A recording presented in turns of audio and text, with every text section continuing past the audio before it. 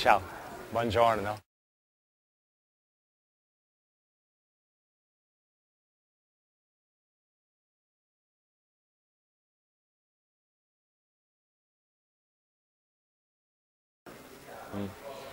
Well, my work is very diverse and very, very broad. So it all depends on the project. Every project has, in a way, different criteria. And every project, in a way, incorporates different, let's say, different kind of materialism. So it all depends on what I'm working on.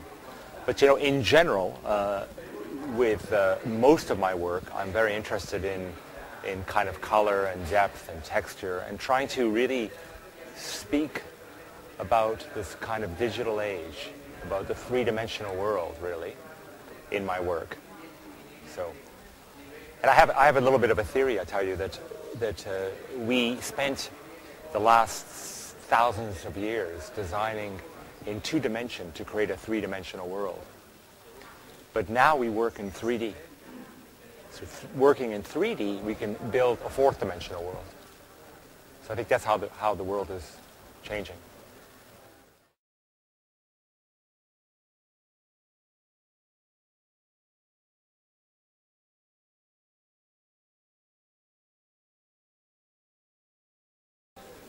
I think the whole world has influenced me.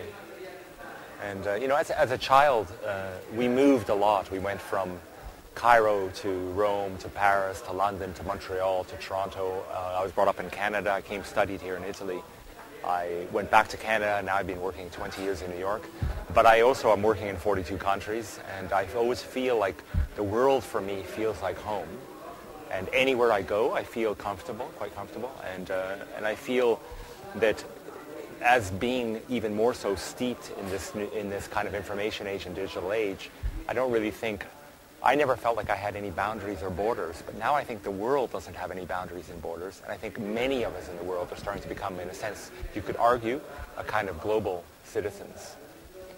And I think that's kind of the future, really, of humanity. If we can somehow learn to kind of get along, the world could become a more singular place, which is kind of quite beautiful and very poetic, I think, and really human.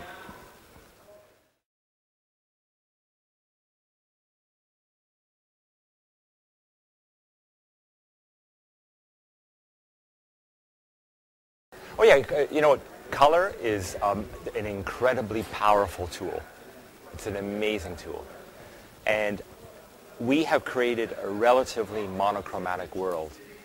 Now, some cultures have innately used color to no end. I was just recently in Peru, and the color they use is actually more beyond what I do, in the sense of the fluorescence and the combination of colors and hues and tonalities and all that. But color is an amazing, powerful emotion, or sets a powerful emotion. And our eyes, we can, as human beings, perceive more than 16,000 colors.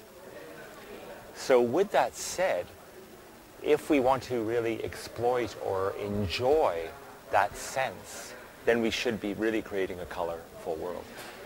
And today, a lot of times when I travel the world, I always think that, I see the world kind of becoming so kind of monochromatic. And I think, well, it's sad in a way, because it's a little bit like, imagine if we could only taste one or two tastes, or we could only smell one or two smells, or we could only really hear one or two tones, So we're not really exploiting this kind of sensorium, let's say. And the power of a visual experience is I don't know, how can I say, it's about being alive. It's a phenomenological experience. It's like really being here now when my eyes are kind of captured by beauty. And just to add to that, one more thing is color is a way of dealing and making a beautiful landscape in a way too. So, and I think it's human nature that we love beauty. And I think even going back 50,000 years, we were always obsessed with beauty. So I think it's that we are no different than we are then. We were maybe more obsessed with beauty then than we are now. So I think color should be ubiquitous.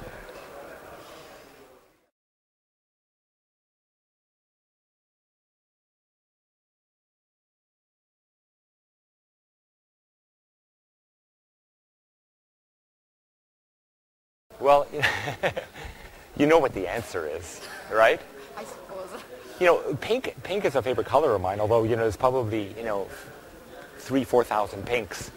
But in general, if I had to say a color, I guess I would say pink. But I love color. So I find I'm very attracted to colors that give a sense of positiveness and a sense of energy.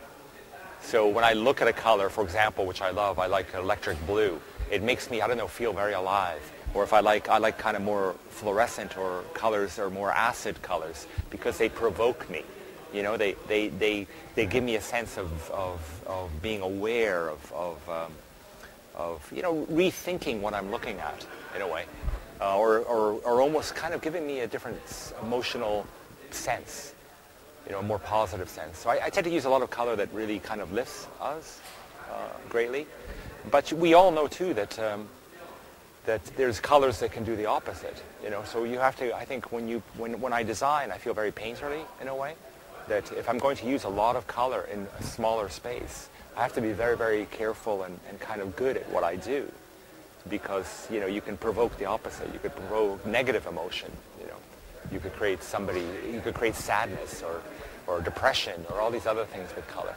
And if we look historically in the 1900s, there was a lot of books written of color theories. You know, all the way from the Bauhaus of Johannes Itten and onward, tons of color theories. And they were really interested in the psychology of color in design.